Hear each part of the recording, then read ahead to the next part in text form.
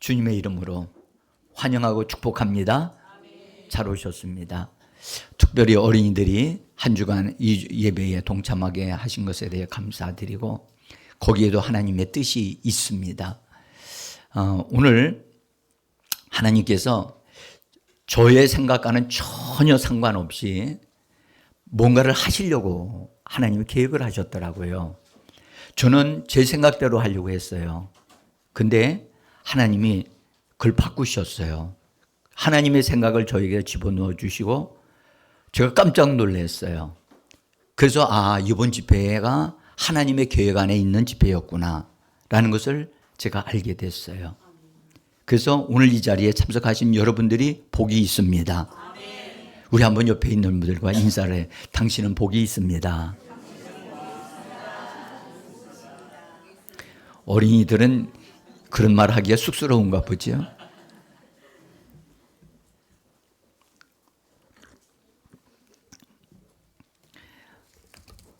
우리가 어디에 어느 위치에 있느냐가 참 중요해요. 예? 여러분들 베드로와 요한이 기도하기 위해서 성전으로 올라갈 때 거기에 안진뱅이가 있었잖아요. 그는 구걸하려고 와 있었어요. 얻으려고요. 그래서 얻으려고 요청을 했어요. 근데 그것이 베드로와 요한에는 날 좀 살려주세요. 나 좀 고쳐주세요. 라고 하는 음성으로 들린 거지.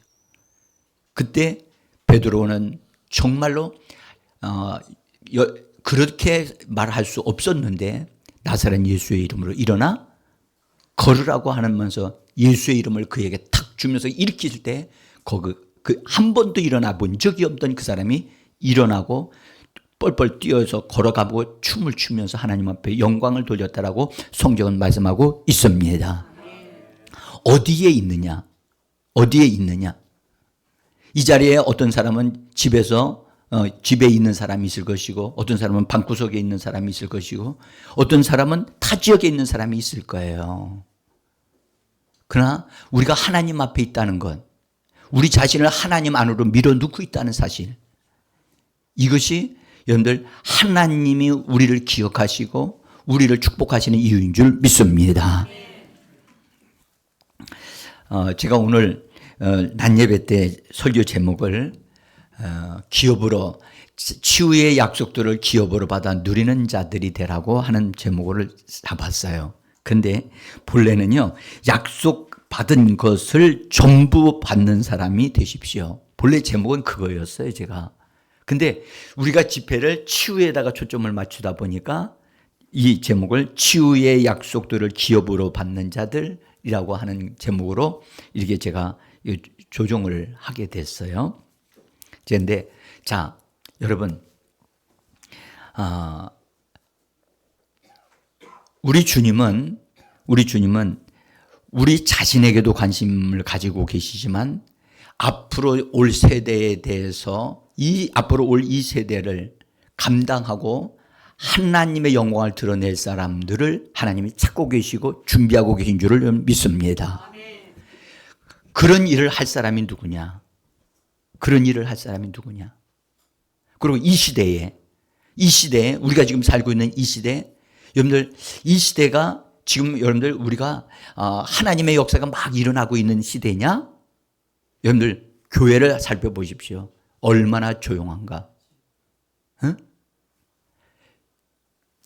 전도하는 교회가 그리 많지 않아요.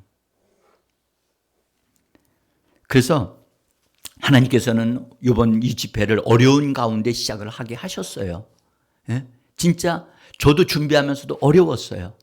그리고 성도님들 예배로 오시도록 하는 것도 어려웠어요. 성도님들도 잘 오시는 것도 잘 안 됐어요. 어제까지만 해도 어려웠어요. 그래도 점점 좋아졌어요. 그래서 오늘 이렇게 제가 기다렸던 분들이 와주셔서 얼마나 반가운지 모르겠어요. 예? 자, 어쨌든 오늘 이 말씀을 같이 전해드리면서 하나님의 계획이, 하나님의 뜻이 저와 여러분들에게 이루어지기를 원합니다. 단순하게 나 한 사람이 치료받는 것, 그것은 여러분들 그 사람 개인적으로는 중요해도 그 사람 그것보다 더 중요한 것은 그 사람을 통해서 하나님이 더 큰 일들이 이루어지는 하나님의 계획이 이루어지는 것이 중요하다고 저는 믿습니다. 여기에 우리가 좀 관심을 두시면서 같이 은혜를 받고자 합니다. 어제는 어떻게 하면 예수께서 이루어 놓으신 치유의 능력이 우리의 것이 되느냐 하는 것에 대해서 말씀을 드렸어요. 그리고 그 전날에는 사람은 영혼 몸으로 구성이 되어져 있는데 우리 사람은 영혼 몸을 가지고 있기 때문에 한 부분만 고치면 안 되고 영적으로도 혼적으로도 그다음에 몸으로도 이게 치료가 되어져야 온전한 치료가 되어진다는 것에 대한 말씀을 드렸고 우리들은 육신을 가지고 있기 때문에 이 육신이 불편하고 힘들면 아주 괴로워한단 말이죠. 그러니까 빨리 돈 받기 위하여 의사를 찾아가고 그다음에 의사가 처방해 주는 것을 진단을 받고 약을 먹고 약의 도움을 받습니다. 그것은 잠시 동안의 도움을 받는 것이지 근본적으로 내 몸에 이상이 생긴 것 자체를 치료해 주는 것이 아니거든요. 예? 우리 몸의 상태가 병든 부분이 우리가 혼적으로 생각이나 감정이 문제가 있어서 병이 생길 수가 있어요. 더구나 더 큰 것은 영적인 부분에서 그 문제가 있어서 그 사람의 몸에 병이 들어 있을 수도 있어요. 그래서 이 부분은 하나님만이 우리의 진정한 의사이십니다. 할렐루야. 그래서 예수님이 이 땅에 오셨을 때 그분은 의사라고 얘기를 하셨어요. 병든 자에게 의사가 필요하듯이 이 땅에 있는 모든 사람들이 다 예수님이 필요한데 예수님에 의해서 진정으로 우리들의 문제가 해결되어야 되는데 죄의 문제가 해결되어야 되고 사망의 문제가 해결되어야 되고 저주의 문제가 해결되어져야 할 줄 믿습니다. 이런 문제들이 해결되어지는 방법은 여러분들 오직 그냥 단순히 예수님을 만나서 병 고침을 받은 것으로 끝나면 안 된다는 거죠. 하나님의 관점에서는 그것을 온 인류가 다 그 축복을 얻어 누리기 위해서는 한 사람인 예수가 그것을 짊어지고 십자가로 가는 거예요. 가야만 된다. 그것이 아들이신 그리스도가 엄청난 고통과 어려움을 당하는 일이라고 할지라도 이것을 감당해야만 인류가 복을 받는다. 그래서 하나님의 뜻을 따라서 아들이신 그리스도가 십자가의 길로 걸어가기로 결정을 하고 십자가로 들어가십니다. 우리가 그런 과정을 우리가 보았단 말이에요. 자, 오늘도 조금 더 진하게 보면서 하나님이 오늘 우리에게 치료의 능력뿐만 아니라 성령의 능력을 더해 주시기를 원하고 성령으로 기름 부어 주시기를 원합니다. 성령으로 기름 부어 주시는 것이 중요합니다. 그리고 기름을 부어 주시되 저는 이렇게 미리 말씀드립니다. 여러분들 구약 성경은 신약 시대에 이루어질 하나의 그림인데 엘리야 시대 때 엘리야가 사역을 거의 다 마무리를 지을 그쯤에서 하나님께서는 엘리야에게 너의 후임자 엘리사를 선택해서 그를 훈련시키라고 하셔요. 그 다음에 그래서 나중에 엘리야에게 역사했던 하나님의 그 성령의 역사가 그에게 전수되어지도록 그래서 끝까지 엘리사가 엘리야를 따라가는 것을 보게 하셔요. 그리고 나중에 하늘로 올라가면서 겉옷이 하늘에서 떨어져서 엘리야가 그 옷을 취하여 그 옷이 무엇인가? 여러분 그 옷은 엘리야가 입고 있었던 겉옷인데 그 겉옷은 성령의 능력으로 가득 채워진 바로 하나님의 성령의 능력을 의미하는 거였단 말이에요. 그래서 그것이 엘리사가 그것을 받아들여서 그때부터 역사를 갑절로 하나님의 역사를 이뤄내는 일이 일어났어요. 이런 일들이 일어날 것을 지금 이 신약 시대에 이런 일이 일어나야만 합니다.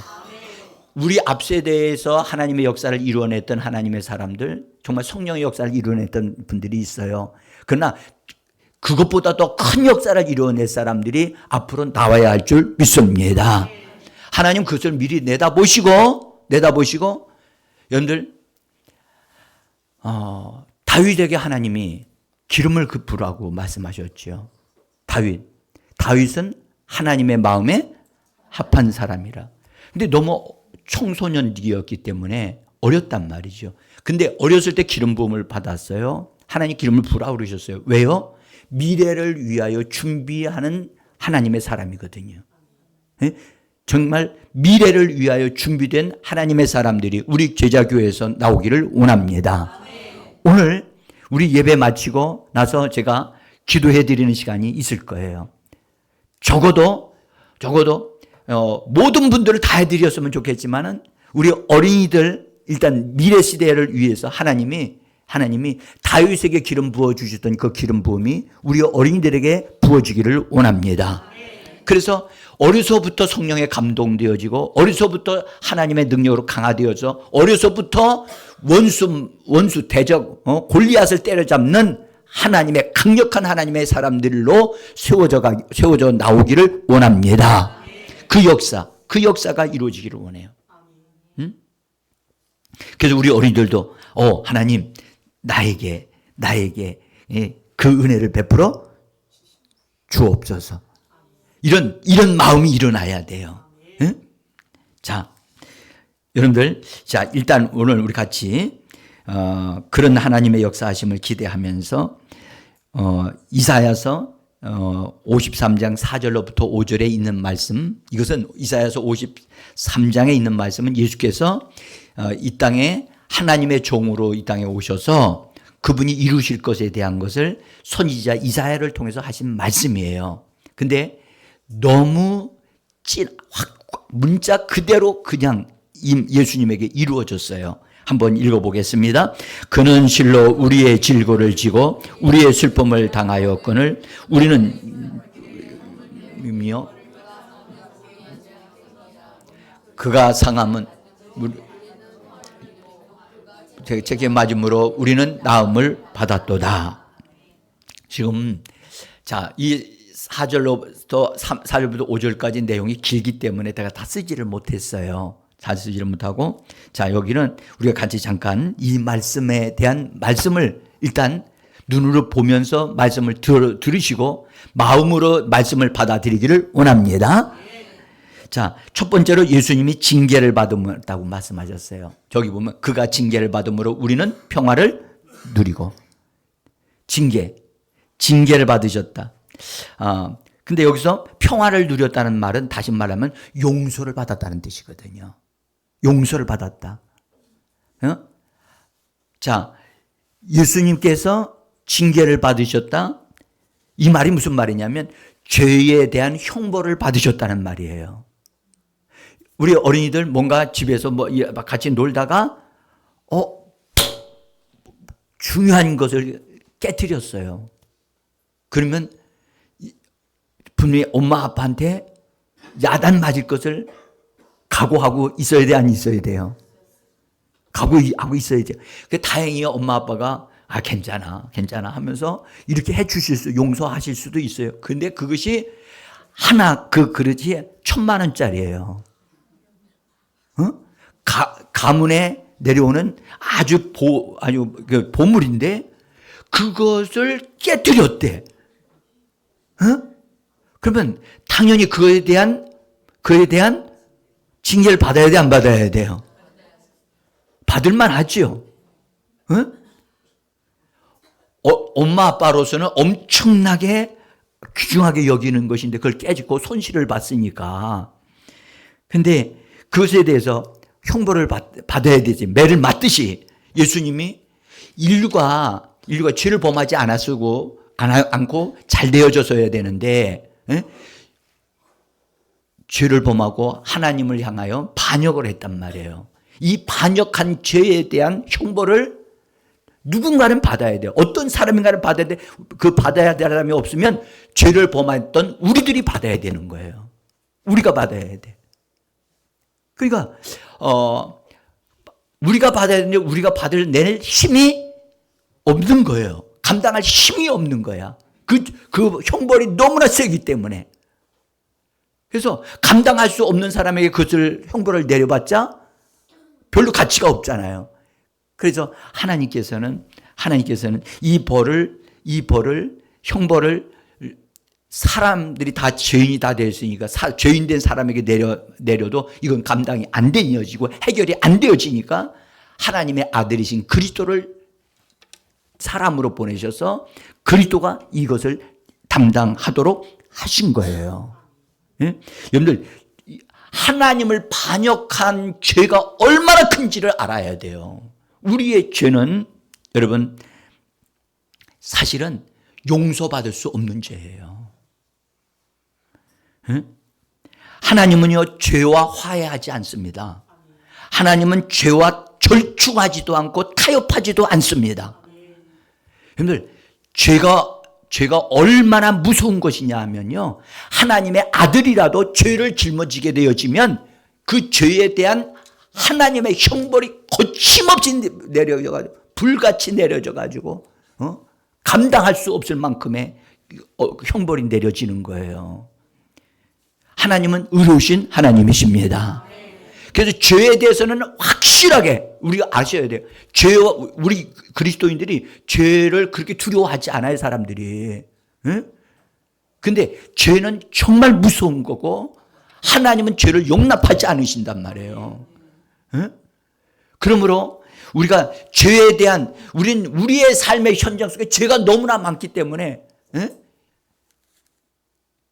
너무나 둔감해진 거예요.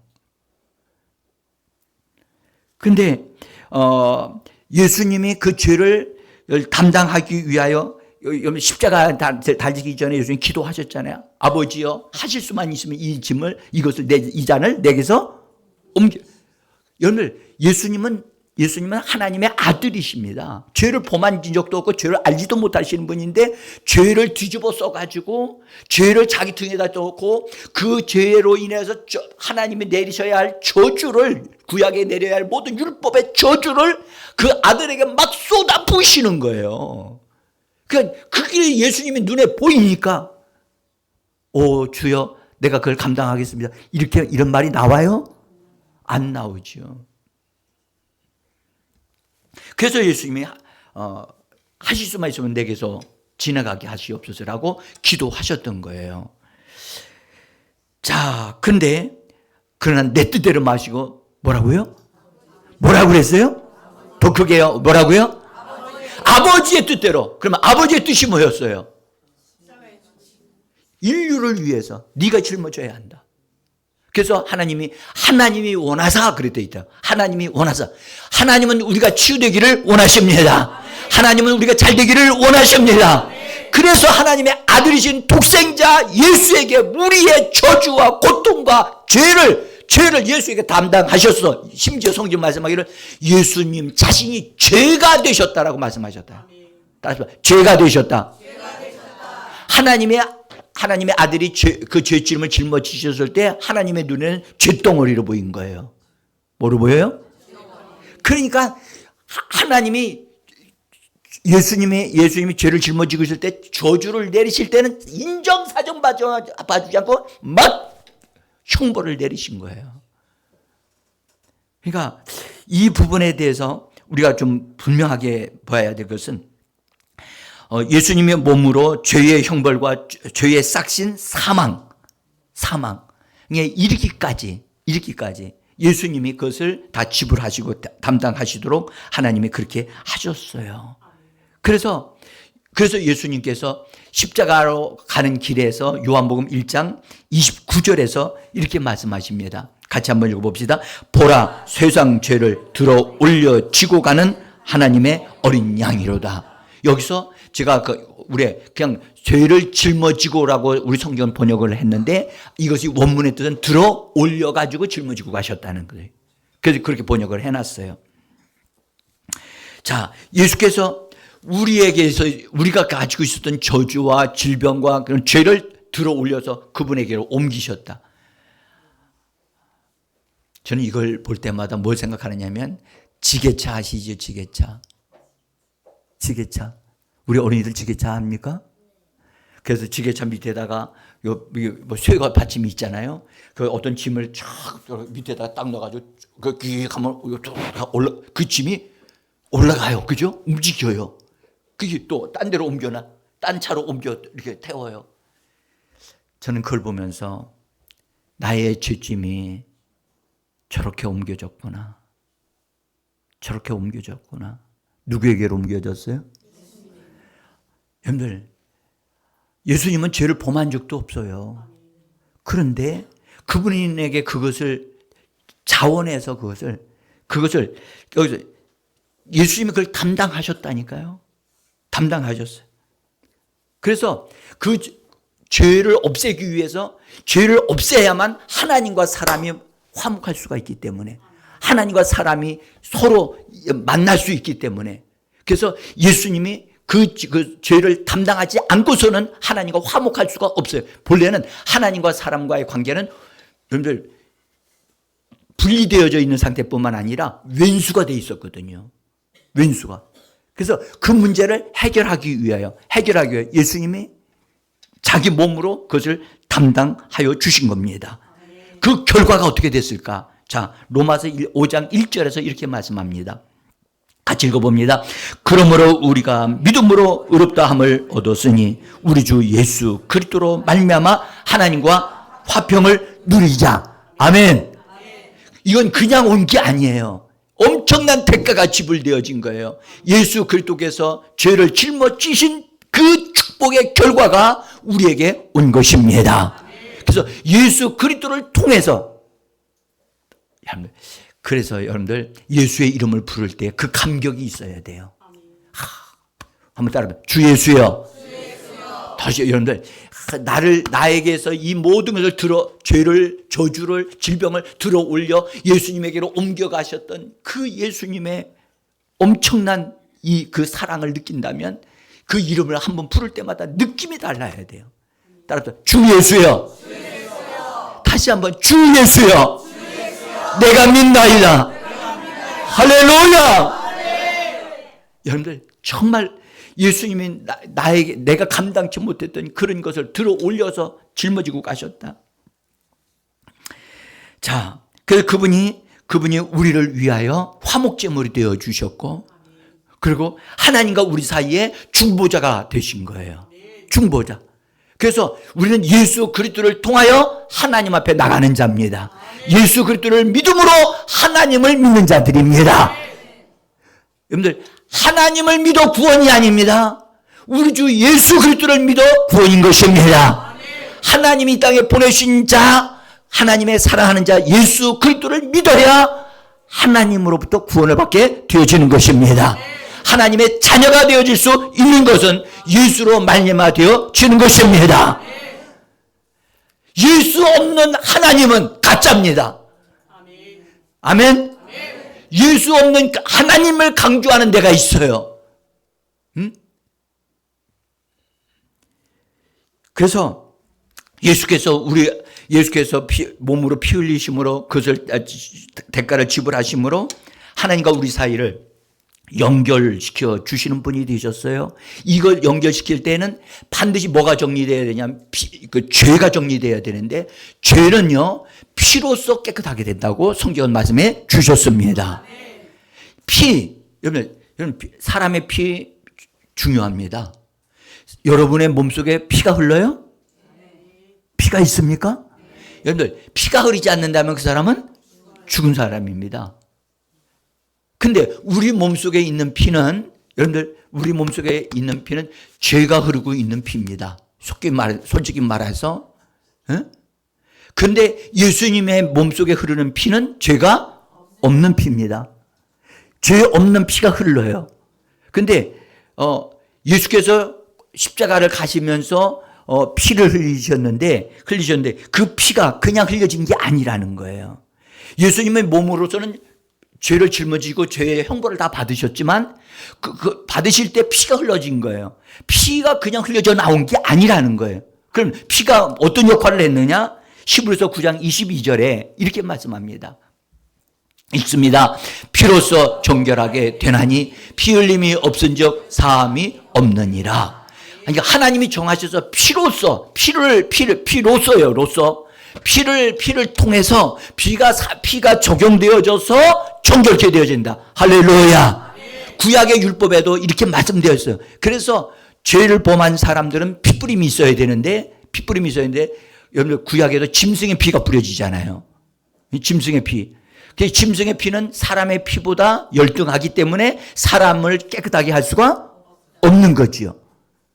그리고 사람의 피는 죄인의 피이기 때문에 그 피로서 사람의 죄를 없앨 수가 없어요. 오직 누구만이 그 피를, 죄 없는 피를 가지고 있냐? 예수님만이 죄 없는 피를 가지고 계신 분이십니다. 그래서 몸으로는 죄를 담당하시고 그 다음에 몸에서 나오진 피로서 그 모든 죄들을 다 씻어버리고 정결케 해 주신 것입니다. 그래서 피로써 정결케 되나니 피 흘림이 있기 때문에, 예수께서 피 흘림이 계셨기 때문에 우리는 죄 사함을 받은 자, 용서함을 받은 자가 되어진 것입니다. 죄 사함을 받았다. 이 말은 굉장히 중요한 말인데요. 예수께서 피 흘리시는 그것으로 인해서 우리를 되사셨어요. 사람이 죄를 범함으로 마귀에게 종이 되어버렸어요. 본래 사람은 하나님의 사람이었어요. 하나님의 것이었단 말이에요. 그런데 사람이 죄를 범하면서 그 위치에서 이탈해가지고 하나님의 사람이 아니라 마귀에게 종된 사람으로 팔려가 버린 거야. 그러면 팔려갔으면 이거 어떻게 해야 돼요? 주인의 입장에서는 버려버리든지 아니면 다시 대가를 지불하고 내가 그 종을 사와야 되잖아요.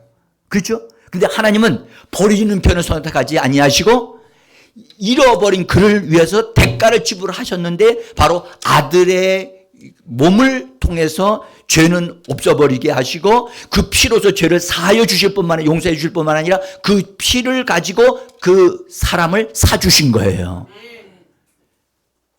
여러분들 피값이 얼마나 귀한지 몰라요. 응?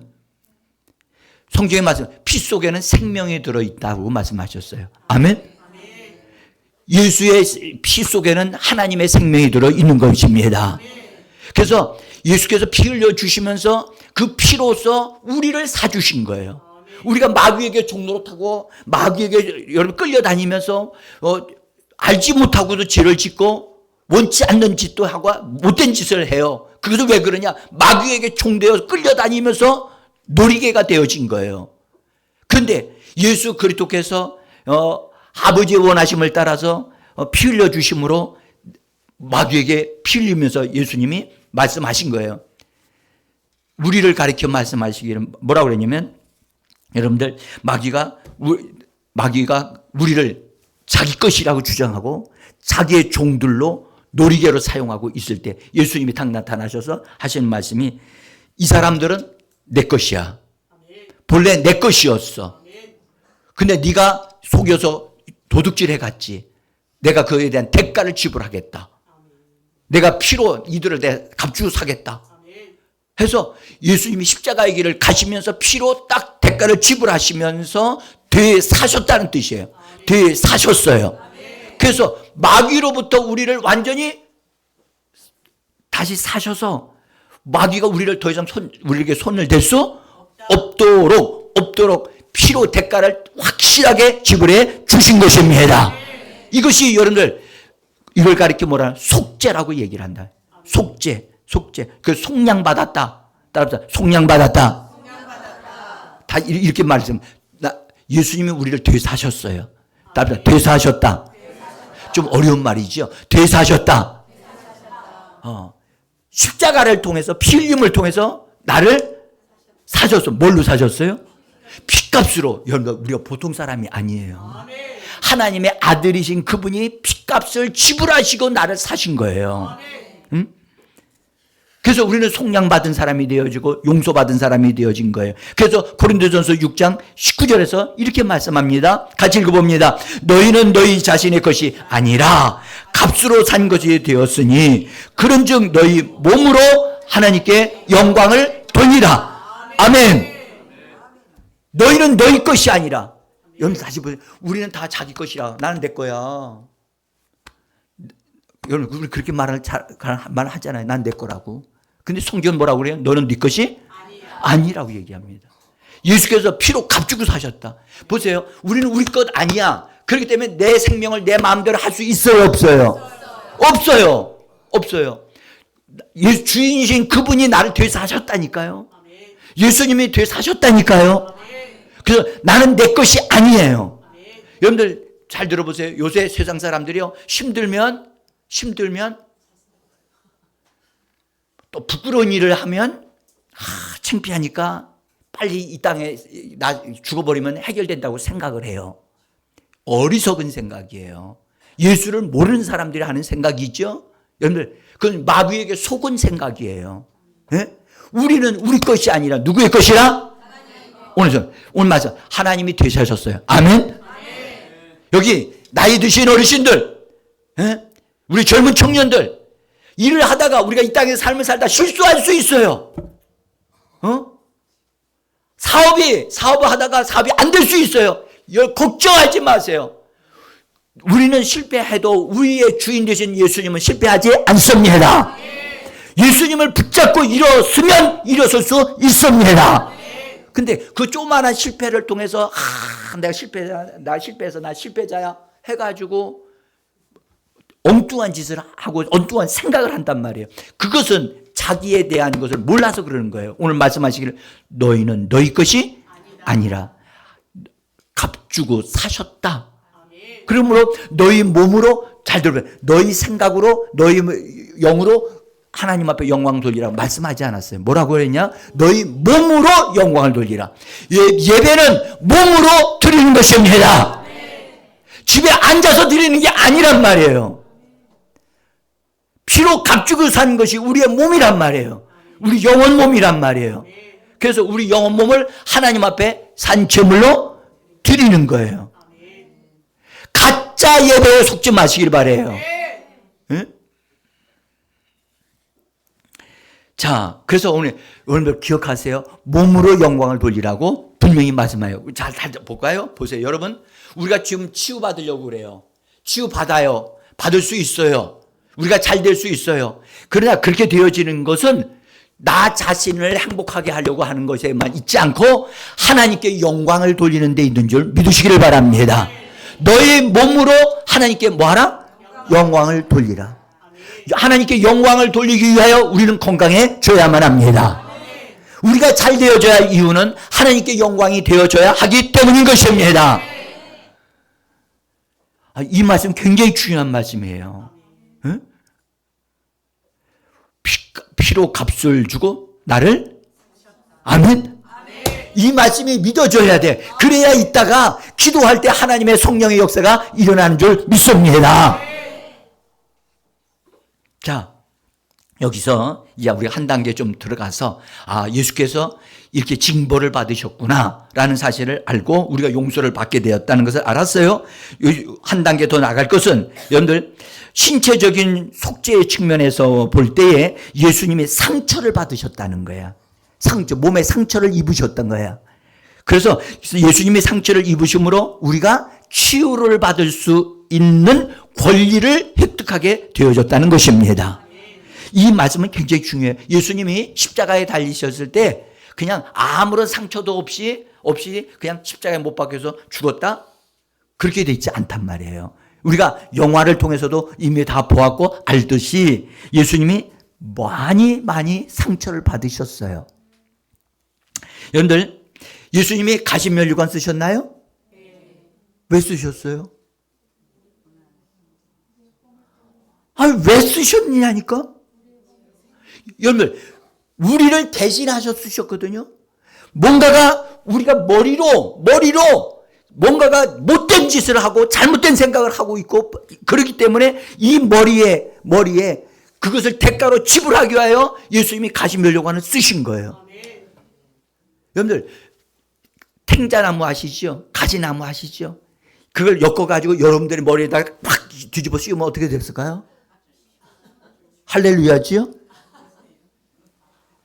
여러분들, 우리의 머리로부터 나오는 것이 얼마나 사람들을 어렵게 하고 원수 마귀에게 유익하게 했는가를 생각나게 하시는 거예요. 그래서 그것을 끊어버리게 하시려고 가시면류관을 뒤집어 예수님에게 씌운 거거든요.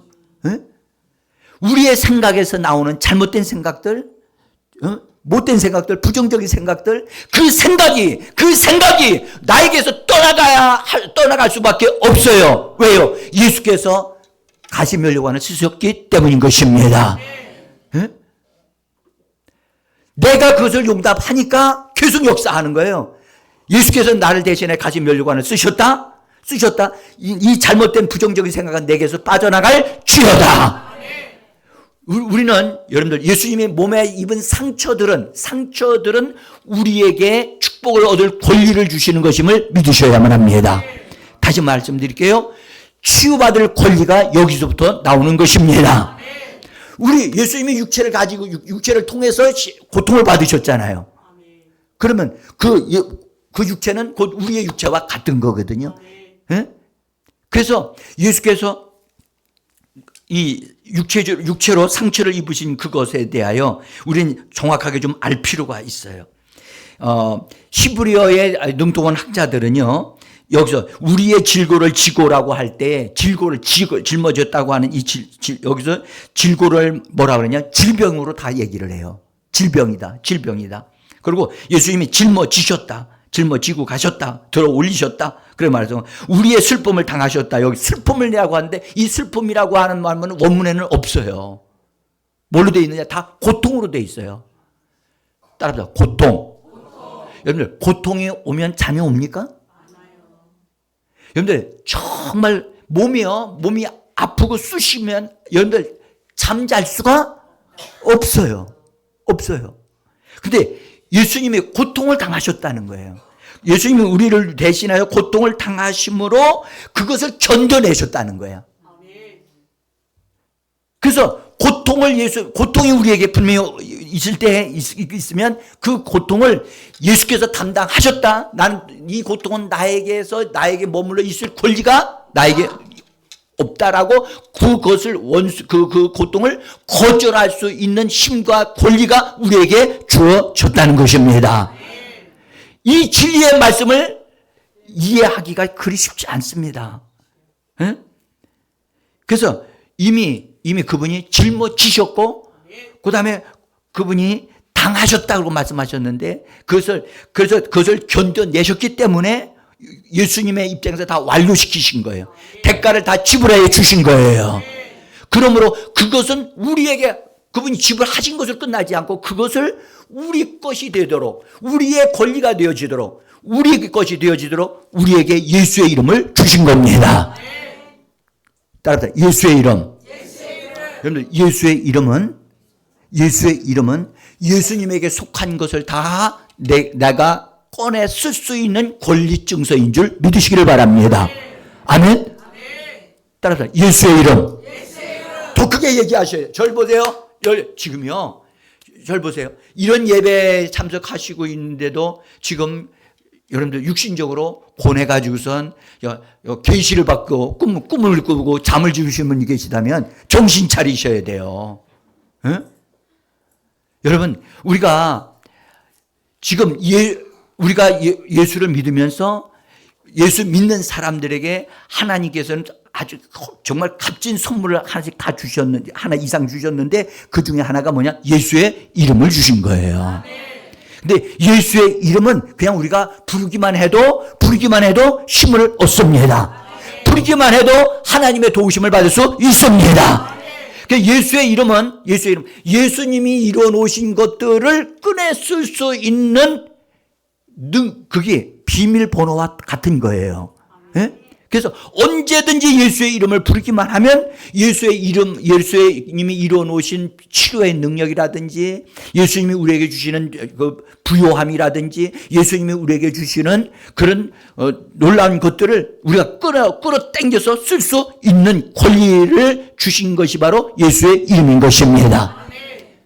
그래서 우리는 여러분 우리의 이름으로 사는 자가 아니고 예수의 이름으로 사는 자입니다. 한번 다시 한번 주 예수여 주 예수여 내가 믿나이다. 여러분들 보세요. 어떤 사람들은 귀신을 내어 쫓을 때 예수의 피를 막 얘기해요. 분명한 것은 귀신은 예수의 피를 무서워해요. 그러니까 무서워하니까 귀신이 떠나간다고 생각해요. 안 떠나가요.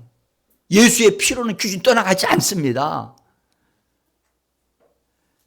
정확하게 예수의 이름으로 귀신을 내어 쫓으라고 명령하셨기 때문에 이 말씀에 근거해서 우리는 예수의 이름으로 명령하고 내어 쫓으면 귀신이 떠나가는 것입니다.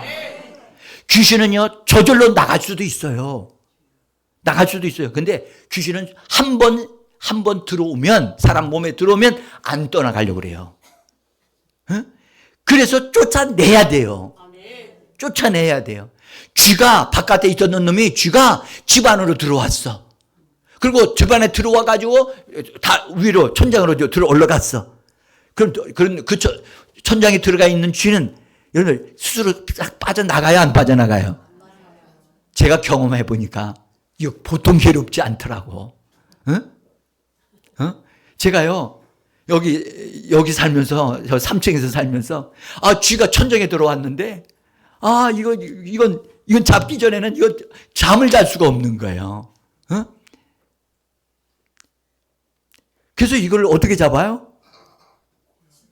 고양이를 집어넣을까요? 쥐덫을 집어넣을까요? 쥐약을 넣을까요? 제가요, 여러분들, 그 쥐를 없애기 위해서 하나님 앞에 기도하면서, 그렇다.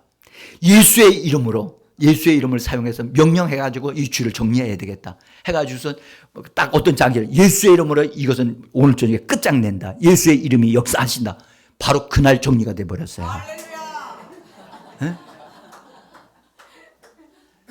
여러분, 우리는 귀신들을 다룰 줄도 알아야 되고 처리할 줄도 알아야 돼요. 고통을 다룰 줄 알아야 되거든요. 그 고통과 귀신들을 다룰 수 있도록 하기 위하여 우리에게 예수의 이름을 주신 겁니다. 근데 어떤 이들은 가지고만 있지 사용할 줄을 몰라. 예수의 피로 귀신아 나가라. 안 나가. 근데 예수의 이름으로 그 사람이 예수의 이름을 좋아하고 사랑하게 되면 예수의 이름을 말하기만 하면 그냥 예수의 이름을 말하면 권능이 역사가 되어져서 귀신이 떠나갑니다. 그래서 하나님 편에서는 여러분들 우리를 위한 모든 죄와 질병에 대한 것을 하나님이 예수님을 통해서 완결시켜 주셨습니다. 완료돼서 끝났어. 대가를 지불했어. 그래서 예수님도 십자가에서 돌아가실 때 다 지불했다. 다 지불했다. 마귀가 더 이상 요구할 것이 없다. 죄가 더 이상 너희에게 요구할 것이 없다. 아멘. 따라서 다 이루었다. 더 크게 다 이루었다. 어떤 분이 꿈에서 어떤 차에서 탁 어떤 사람이 내리더래요. 내려서 자기가 버스를 타려고 딱 그러는데 돈을 요구하는 거예요. 이 버스를 타려면 당신은 대가를 지불해야 됩니다. 그러니까 그 본인이 말하기를 그러면 지불하지요. 뭐 얼마죠? 그랬더니 그 이후로는 답이 없어요. 그러고 나서 꿈을 꾸고 난 다음에 그 다음에 아프기 시작을 한 거예요. 아프기 시작한 거예요. 엄청나게 혹독하게 아팠어요. 근데 나중에 이제 제가 저를 만나서 그 얘기를 제가 딱 들었어요. 제가 얘기했어요. 그것은 당신이 반응을 잘못한 겁니다. 지금 원수 악한 영이 당신에게 어떤 것을 대가를 지불하고 어떤 버스를 타도록 요구를 하고 있는데 당신이 그럼 내가 그것을 지불하겠다고 당신이 했잖아요. 이미 예수께서 모든 걸 다 지불하셨는데 당신은 지불할 필요가 없습니다. 그런 버스 탈 필요도 없습니다. 당신을 자유하게 하신 분이 누구다? 예수 그리스도이십니다. 제가 그 말씀을 쫙 전해드리고 나서 당신 속에서 당신을 사로잡고 당신에게 그 어려움을 주려고 원수가 그런 겁니다. 이것을 내가 쫓겠습니다. 내가 쫓겠습니까? 자기가 잘못 권리를 사용한 것에 대해서 하나님 앞에 회개합니다. 회개하고 예수 이름으로 명령한 나가라 했더니 그 사람 속에서 귀신이 빠져나가면서 질병도 가지고 나가서 완전히 깨끗해져 버렸어요. 응? 원수 마귀는 우리에게 요구합니다. 예? 먹을 것을 요구하고 대접해 줄 것을 요구하고 점치고 그 다음에 무당 구타할 것을 요구한다고요. 예? 그것을 따라가게 되어지면 망하게 되어지는 거예요. 우리는 그걸 따라가는 자가 아닙니다. 다시 말하면 우리는 마귀에게 종로로 됐던 자였는데 예수께서 피로 지불하시고 우리를 값주고 사셨습니다. 우리는 더 이상 이 땅에서 여러분들 대가를 지불할 것이 있어요, 없어요? 없어요. 우리는 이 땅에서 무슨 노릇하는 사람이냐? 왕 노릇하는 자가 되어지도록 하나님이 정해놓으신 것입니다. 할렐루야. 자, 그래서 여러분 오늘 우리가 하나님이 이걸 다 지불해 놓으신 것인데 예수님이 다 지불해 놓으셨는데 내가 지불하려고 하면 내가 걸려드는 거예요. 우리는 선한 일을 위해서 우리 자신이 하나님 앞에 우리 자신을 내어드리지만 하나님이 우리를 잘되게 하여 주시는 겁니다. 자, 이 예수님이 하신 것에 대해서 베드로전서 2장 24절에서 이렇게 말씀합니다. 같이 읽습니다. 친히 나무에 달려 그 몸으로 우리 죄를 담당하셨으니 그가 책찍에 맞음으로. 자, 여기서 베드로는 말할 때 그냥 말하지 않고 친이라고 하는 말을 썼어요. 앞에다. 친이 나무에 달려. 누가? 예수님이. 여기 친이란 말이 무슨 뜻이죠? 자기 자신이 원하여 내어주셨다는 거예요. 여러분들, 예수님이 십자가에 달려, 나 안 달릴 거야. 날 이렇게 학교도 날 괴롭히지 마. 날 못 박지 마. 예수님 그랬죠? 아니요. 여러분, 우리 같으면 어떻게 할 것 같아요? 좀 사살 좀 박어. 이 썩을 놈아. 너 왜 나한테 옆구리상 찔러오는 거야? 이럴 수도 있잖아요. 근데 예수님은 아무 말도 안 하시고 그냥 자기 자신을 내어주셨어. 이걸 가리켜 친이라고 말씀하신 거예요. 친이. 그래서 모든 것을 우리에게 예수님이 적극적으로 우리의 문제를 해결하기 위하여 적극적으로 자기 자신을 내어주신 거예요.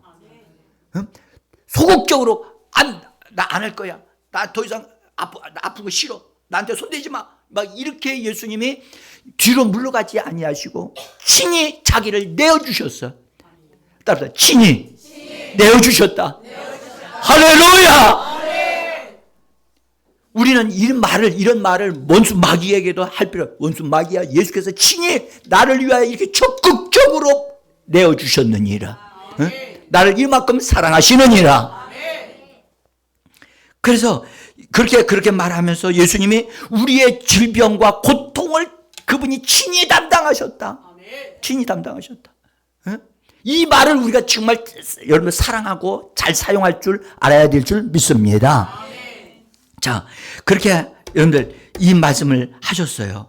그래서 그 다음에 여러분들 제가 정말 좋아하는 히브리어 학자가 있는데 그분이 뭐라고 얘기를 하냐면요. 예수님이 지불한 것에 우리를 위하여 치유가 획득되었다. 따라서 획득되었다. 치유가 우리에게 믿는 우리에게 치유가 획득되었다. 우리 것이 되어진 거예요. 응?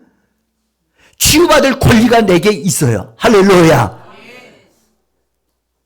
그러면 치유받을 권리가 있으면 그 권리를 사용하면 되어지잖아요. 근데 그걸 사용하지 않고 나 아파요. 나 힘들어요. 죽을 것만 같아요. 나는요 정말 왜 이런지 모르겠어요. 이렇게 되어지면 이렇게 말하면 안 되는 거예요. 응? 치유받을 권리가 있는데 권리를 뭐하여? 돈이 주머니에 5만 원이 있어. 근데도 나 배고파요. 누가 뭔가 먹을 거 주는 사람이 없어요. 왜 그러죠? 5만 원 있으면 뭐 하면 돼요? 사 먹으면 돼요. 나중에 쥐마리를 꺼내서 5만 원이지를 했더니 보니까 그게 50만 원짜리 수표야. 왜 그렇게 큰 돈을 가지고 있으면서도 사용을 안 하는 거예요? 모르니까. 사용할 줄 모르니까.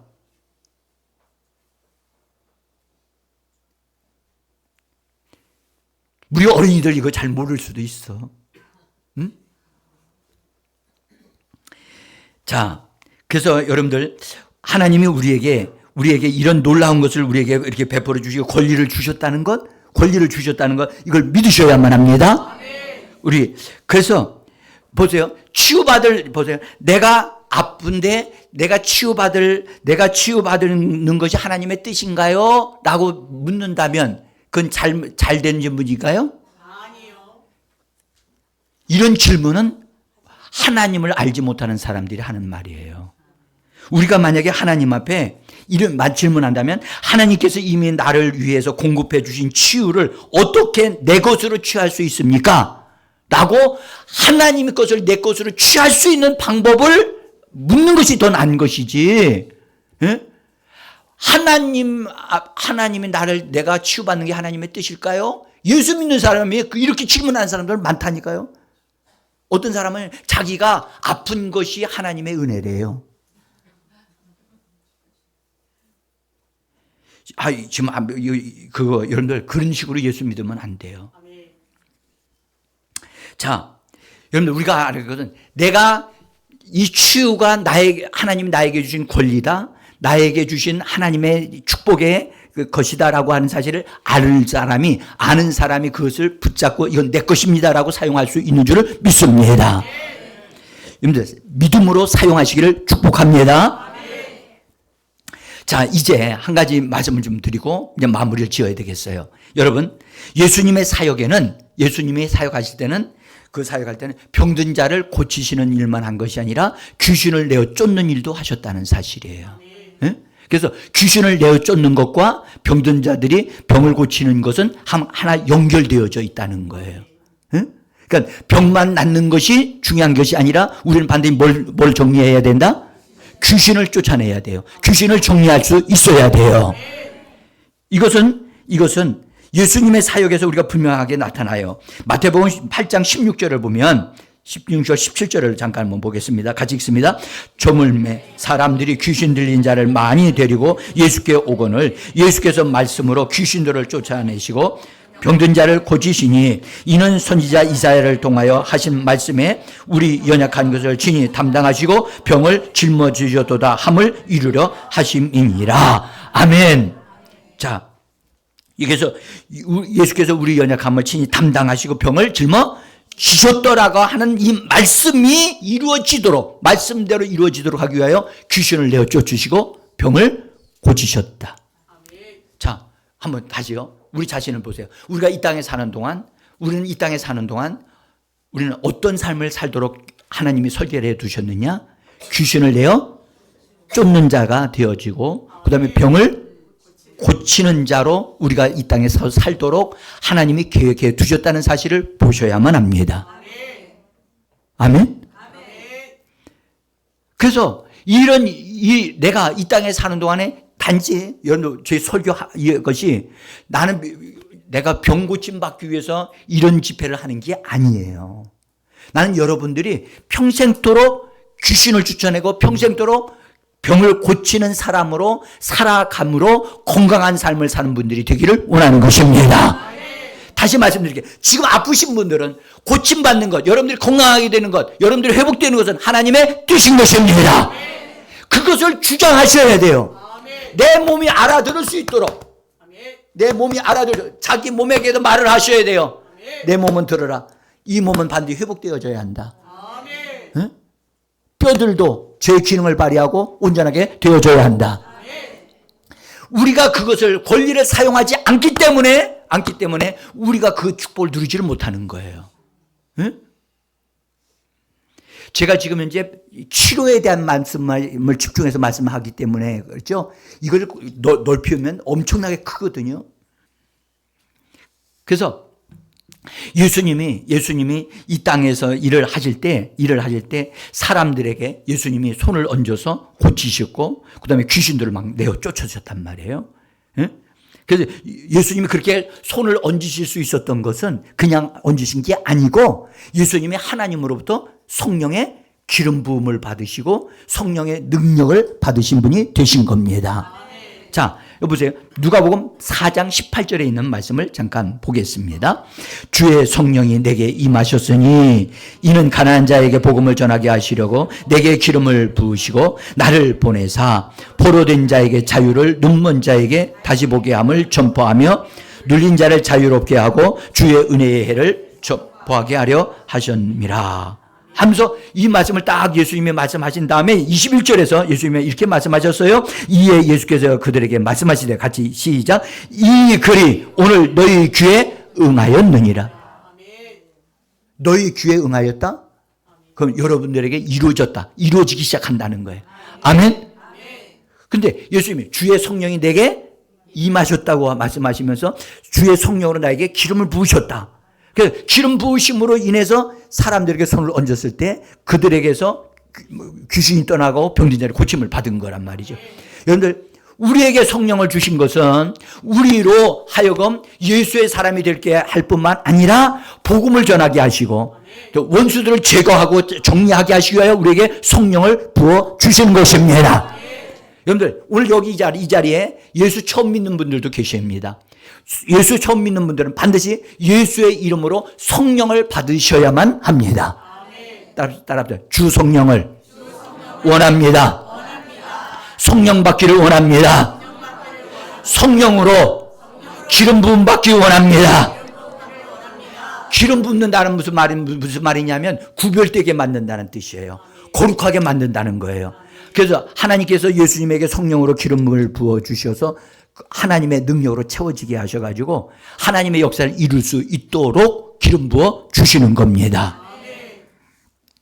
자, 예수님이 하나님의 아들이고 죄가 없는 분임에도 불구하고 성령을 이렇게 받으심으로 하나님의 역사를 이루신 것 같이, 여러분들, 우리들도 성령을 받아야만 하나님의 역사를 이룰 수 있는 줄 믿습니다. 성령 받으셔야만 합니다. 성령을 받을 때 여러분들 아무렇게나 받는 게 아니에요. 성령은 예수의 이름으로 받는 것입니다. 그리고 성령을 받을 때 여러분들 도움을 주는 사람이 정확하게 성령 받은 사람으로 통해서 성령을 받아야 돼요. 성령 받지 않는 사람을 통해서 성령을 받는 일이 생겼다? 이건 비정상인 거예요. 응? 그리고 성령 받은 사람은 그것으로 끝나시면 안 돼요. 성령 받은 사람은 갑절로 성령을 더 충만하게 받으셔야 될 줄 믿습니다. 그리고 성령의 능력을 받으셔야만 합니다. 성령의 능력, 따라서 성령의 능력을 구하셔야만 합니다. 예, 구하고 받으셔야만 합니다. 예? 나이가 여러분들 몇 세가 되든 상관없어요. 모세는 80세 때 하나님의 성령으로 충만함을 받아서 하나님의 역사를 이뤄내는 분이 되셨습니다. 성령을 받아야 돼요. 그 성령이 내게 임하시게 되어지면 내 안에는 생명의 성령으로 나에게 성령으로 옷을 입혀주시는데 마치 군인이 제복을 입는 것과 똑같아요. 그래서 성령의 능력이 딱 임하게 되어지면 귀신들이 벌써 알아봐요. 알아봐. 저 사람 건들면 안 돼. 그래서 귀신도 두려워하는 자가 된단 말이죠. 그래서 성령의 능력으로 옷 입혀지기를 간절히 원합니다. 오늘 이 말씀 들으시고 그렇게 우리가 되어지셨으면 좋겠어요. 자, 여러분, 예수님의 이후로 하나님의 능력을 받아서 쓰임받은 사람은 베드로나 사도 바울 같은 사람들도 그들도 성령을 받았고 성령의 능력으로 하나님께 쓰임받는 사람이 되어졌습니다. 아멘? 보세요. 내가 처음 시작할 때 엘리야가 그 후계자 엘리사에게 물었어요. 내가 하나님께로 올라가기 전에 내가 너에게 못 해주기를 원하느냐? 그랬더니 뭐라고 그랬어요? 당신에게 역사하시는 하나님의 성령의 갑절의 능력을 원합니다. 그러니까 엘리야가 말하기를 너 어려운 걸 구하는구나. 선생님 같이 되어지기를 원하면 그랬더라면 그런 얘기를 안 했을 텐데 선생님보다 갑절로. 왜 갑절로 했을까? 욕심이 생겨서? 아니었어요. 여러분들 엘리야 시대보다 엘리사의 시대가 더 완악하고 강박하고 힘든 세대이기 때문에 그들을 뒤엎어버리려면, 그들을 사로잡고 하나님께 굴복시키려면 갑절의 능력이 필요했던 겁니다. 그러면 앞으로 우리 여기 여기 있는 우리 어린이들이 이제 어른이 돼서 살아가야 될 그 시대는 이 세상이 지금보다 여러분들 선하게 되어질까요? 착하게 되어질까요? 더 악하게 되어질까요? 잘 아시네요. 악하게 되어, 진짜 더 악하게 되고 또 뻔뻔해지고 얼굴에 철판을 깔고 다니는 사람이 너무나 많을 거예요. 그런 사람들을 뒤에 엎어놓으려면 하나님의 사람으로 자라려면 뭐가 필요해요? 성령의 강력한 능력이 필요한 줄 믿습니다. 아멘. 저는 여러분들에게 이렇게 말씀드립니다. 나는 여러분들에게 하나님, 우리들에게도 하나님의 능력을 더해 주실 뿐만 아니라 다음 미래 시대에 하나님의 사람들에게 능력을 더해 주시옵소서. 이것이 우리가 오늘 이 집회에 하나님이 역사하시기를 원하는 것이라고 저는 말씀을 드립니다. 사랑하는 성도 여러분, 하나님의 역사가 일어나기 시작하면 여러분들 우리는 오늘 이 시대에 살기 때문에 이 시대에 필요한 성령의 능력이 필요한 줄 믿습니다. 다음 시대에는 더 강력한 능력이 필요한데 하나님이 예비해 놓으신 축복이 주어지기를 소원합니다. 이 시간에 우리 한번 같이 기도를 하는